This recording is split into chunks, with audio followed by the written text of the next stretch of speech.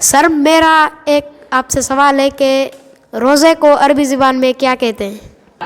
اچھا، اسٹوڈنٹ نے سوال کیا کہ روزے کو عربی زبان میں کیا کہتے ہیں؟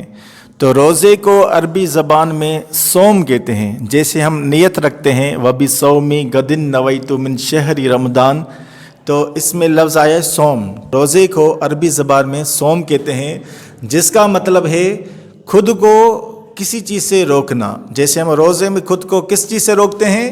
کھانے پینے سے، پانی پینے سے، اور نہ صرف یہ بلکہ گناہوں سے بھی خود کو روکتے ہیں. اس لیے عربی زبان میں روزے کو صوم کہتے ہیں، جس کا مطلب ہے خود کو کسی چیز سے روکنا. سر میرا آپ سے ایک سوال ہے کہ ایک روزہ رکھنے کی فضیلت کیا ہے؟ اچھا، آپ کا سوال یہ تھا کہ ایک روزہ رکھنے کی کیا فضیلت ہے. تو روایتوں میں آتا ہے جو بندہ ایک روزہ رکھتا ہے اللہ عز و جل اس شخص کو 70 سال کی مسافت جہنم سے دور کر دے گا. اس کا کیا مطلب؟ اس کا مطلب یہ ہے کہ اگر کوئی بندہ 70 سال تک سیدھے راستے میں چلتا رہے تو جتنا دور پہنچے گا اتنا دور اللہ عز و جل اس شخص کو جہنم سے کر دے گا. یہ تو ایک روزے کی فضیلت ہے.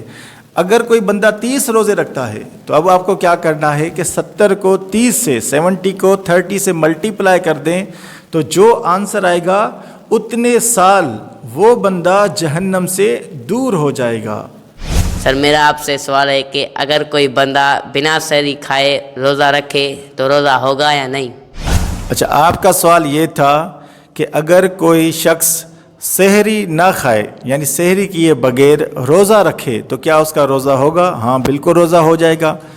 سحری کیے بغیر بھی روزہ ہو سکتا ہے.